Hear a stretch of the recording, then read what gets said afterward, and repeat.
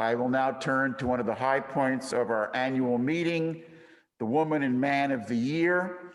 So first, via Zoom, I call on Deborah Kestenbaum, Committee Chair, to tell us in whatever way she wishes who the Woman of the Year is going to be. All right, thank you, Bill. Hello, everyone. Before I jump into the Woman of the Year, I just want to take a minute to recognize all of the amazing women in our community, many of whom we've heard from already this evening. There have been 68 honorees before tonight, and I'm honored and humbled to be in the company of those women. In addition, as the committee met to select this year's honoree, I was overwhelmed by the number of impressive women that we had to consider. Although we can only choose one this year, we have a long list of women to celebrate in the coming years. One more thing before I get into the honoree. On behalf of the selection committee, I want to talk about someone who deserves honorable mention this year. She's been mentioned a few times already, and I want to call her out again. That's Amanda Arena. We had a long conversation about Amanda. In this bizarre, stressful, and unusual year, Rabbi Adler and Chazan Catlin have done a tremendous job of leading our community, of bringing us together, guiding us through this strange time. Their success hinges on Amanda. She's made sure congregants have the information we need. She's kept the building operating. She's implemented and maintained procedures to keep us all safe. And she's been a warm and welcoming presence for all of us. So thank you, Amanda, for the outstanding work you're doing. We're grateful to have you as our Director of Operations and as a valued member of our community. Now, for our Woman of the Year. Let's see if I can share my screen. There we go. Hopefully you all didn't just see that. So I have a little presentation to go with it. This year's honoree is a true hero, not in the capital H sort of big personality out in front way, but in the small H quiet leader kind of way. Maya Angelou said, "I think a hero is any person really intent on making this a better place for all people." In her quiet lead from behind way, this year's honoree is truly intent on making this a better place for all of us. Let's take a moment to explore the journey that brought our honoree to us. A true Jersey girl, she was born and raised in Springfield, New Jersey, the youngest of 4 children. During her formative years, she was raised to be active in the synagogue and to value relationships with people. And to this day, she has many long-standing friendships. Our honoree attended Rutgers University, where she studied journalism and English. Upon graduating, though, rather than pursuing a career in journalism or writing, she went to work in the computer store that her brother had opened in Princeton. That decision influenced the trajectory of her life in many positive ways. First, from a career perspective, the HR person always having to talk about career, her time as the manager of the computer store gave her a wide range of skills and experiences. She handled purchasing, payroll and staffing, accounts receivable, and much more. She developed her organizational skills, her attention to detail, her relationship building skills. She built on these skills in later years when she worked at the McCarter Theater, selling subscriptions and fundraising. She was very successful in this role and was a longtime member of the $100,000 Club. Eventually, she turned her strengths to conducting title searches. She was so effective and she delivered such excellent customer service that she eventually built her own very successful business. According to her husband, our honoree is meticulous about record keeping. She's very thorough and accurate, and she's very responsive to her clients and they're extremely loyal to her. The other important outcome of her time at the computer store is that she met the love of her life there. While she was managing the business, her brother's partner hired a recent writer grad who had a marketing degree.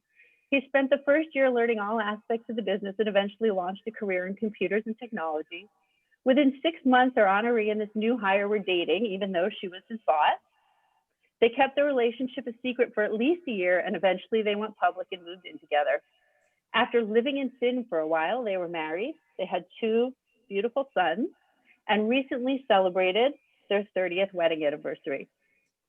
When their children were small, they joined Adath Israel and have been members for over 25 years.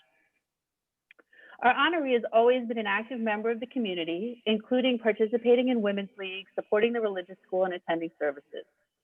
Although she may not chair committees or hold official leadership roles, she's a key player in making events happen and in supporting their success. She uses her skills to make sure that events are well planned and run smoothly and that attendees feel welcome and have fun. In recent years, inspired by Rudy Lowenstein of blessed memory, she has begun delivering meals with Meals on Wheels. She's also become, She's also become a passionate cyclist, and she continues to nurture her love of the arts, particularly theater, music, and literature. Her love of the arts has made her a very engaged supporter of Adath Israel's Mosaic program. Enter 2020 and the pandemic. This year, our honoree has shifted to leading from the front by identifying virtual events for Mosaic through museums, newspapers, libraries, Jewish events, theaters. She's very aware of events in the community, and she looks for things to bring to the synagogue and the community. Her husband said her mantra is, there's so much to do in the world, even during a pandemic. Every day, even during a pandemic, our honoree exemplifies Maya Angelou's quote and her definition of a hero, striving to make this a better place for all of us, particularly this year when we need it most. So I'm thrilled to share, as I'm sure you've figured out by now, that our honor of the year, our woman of the year is Robin Gordon. Yay, Robin. So I'm totally shocked, totally shocked. I'm gonna stop sharing. Do I have to, I'm supposed to speak now? No, you got to top that next No, year. you guys are crazy. I mean, thank you, but there's so many more deserving people than myself. Like, I guess because I just go to every event. You guys got sick of seeing me, so you have to honor me. Thank you so Yes, much. a toast to you, Robin. I really don't Thank feel you for worthy. everything you do. We're all very lucky to have you as our friend and in our community. Thank you. Thank you, Deb. Really, I appreciate this. I don't feel worthy. I feel there's many more people that are deserving this honor, but thank you so much. It's a huge honor. I just am totally shocked. No, seriously. I just, who's on the committee? They need to figure out a better deserving person. But thank you very, very much. It means a lot, guys. Congratulations to our Woman of the Year, Robin Gordon. And now I call on Scott Dubin, Committee Chair via Zoom, to tell us who will be the Man of the Year.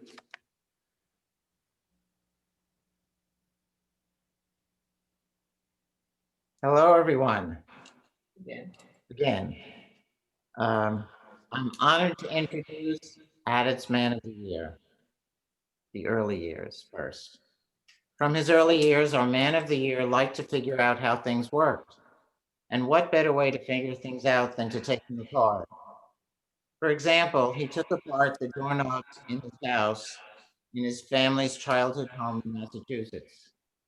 In his formative years, he and his family spent summers camping, and this led to backpacking, rock climbing, caving, and almost to outer space.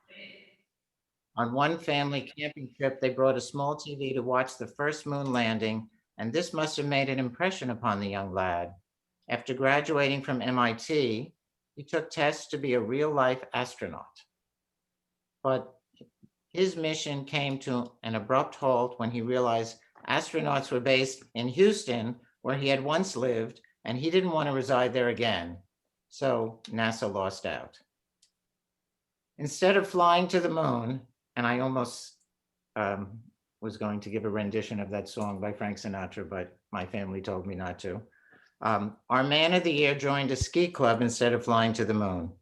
A wise choice, because that is where he met his future bride. Later, they happened to be on the same ski trip in New England. It was Beshert.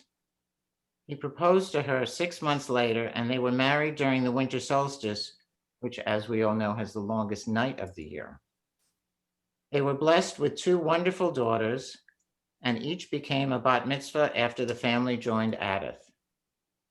Our man of the year developed an interest in the fruit of the vine, and I think I should raise a glass to that.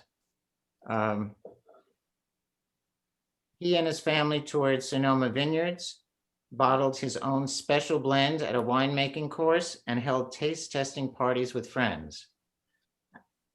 Our mystery man of the year dispels the stereotype of the Jewish man who knows not how to fix things, because he is skilled and can fix most things himself. One of his carpentry masterpieces was converting an upright piano into a liquor cabinet, giving new meaning to the term piano bar.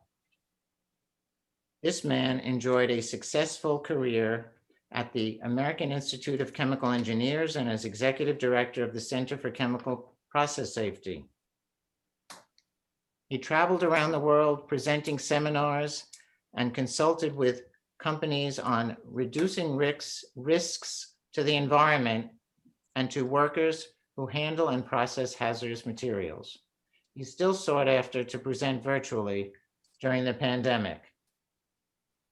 Tonight's award is given to a man who is not only a devoted, caring, and supportive husband, father, and son, and good friend, and a smart guy too, but also he is a strong supporter of Adath. And many congregants have contributed to what I have to say today, including Dave Rubin, Hanina Ruttenberg, and Amanda Arena. As president for 2 years of Adath's congregation, he drew from his professional experience to help Adath improve its procedures and policies. He provides thoughtful decision-making and critical review of Adath communications. In working with Adath's board, our Man of the Year initiated leadership programs with United Synagogue to further the board's understanding of its role, and he worked to improve Adath's fiscal reporting. He also encouraged the board to look at financial issues further into the future rather than 1 year at a time. Our Man of the Year worked with the Personnel Committee in their creation of small focus groups for Adath's staffing and programming issues. He helped the board address personnel decisions based on data collected from these congregants and from financial projections. Our Mystery Man of the Year organized a task force to negotiate the rental agreement renewal with the Bridge Academy. To address risk assessment here at Adath, our Man of the Year was involved in applying for the Homeland Security Grant, which helped to fund the new security measures that Rabbi Brad Hoffman referenced earlier. And as for the Capital Fund, he assumed a leadership role in bringing new management to the fund, ensuring that's more supportive of Adath during trying times, and you heard from him about that. The fund was established to provide an income stream to Adath, and the fund revisited priorities to increase the rate of return. As treasurer of the fund, he is an influential voice. Our Man of the Year is an active member of the Men's Club Executive Committee. This past year, he gave presentations at sponsored programs on such varied topics as genealogy, using and making masks during the pandemic, and the chemical explosion in Bhopal, India. Was the 35th anniversary, I believe. He spearheaded the painting of the pews project in our sanctuary. Our Man of the Year comes to the Bema as a Torah reader extraordinaire. So for the big reveal, before I pass the baton to the next Man of the Year, I'd love to tell you about the selection process. All I can say is that we held a meeting at an undisclosed location under cover of darkness to select a mensch who has improved life at Adath. I was sworn to secrecy until tonight. And live from Zoom, it's Scott Berger. So let's raise a glass and give a virtual thumbs up to Scott Berger, Adath's Man of the Year. Wow. I didn't think I did all that much, but I guess now I hear it, I'm kind of tired.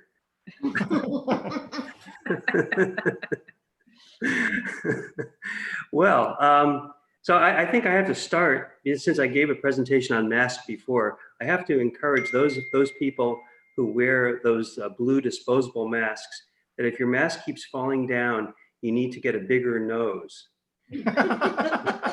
And failing that, get a different kind of mask. Anyway, one thing, that considering that, all my my career, all the travel I did internationally, raising my wonderful children, taking care of the projects around the home, and it was very hard to get involved. But one thing I learned that from running that membership organization is that what you get out of your membership in an organization depends a lot on what you put into it. So I looked for ways that I could contribute and that where it could make a difference, and hopefully I have. And I really appreciate this wonderful recognition. I also look forward to welcoming future men and women and who knows what other gender of the year to be recognized, and encourage those of you who haven't contributed or haven't gotten involved recently to get more involved, because we really, as a community, we need every hand that we can possibly have. So thank you so much, Scott, and the rest of the committee. Congratulations also to Robin, and I look forward to greeting future people of the year. So thank you.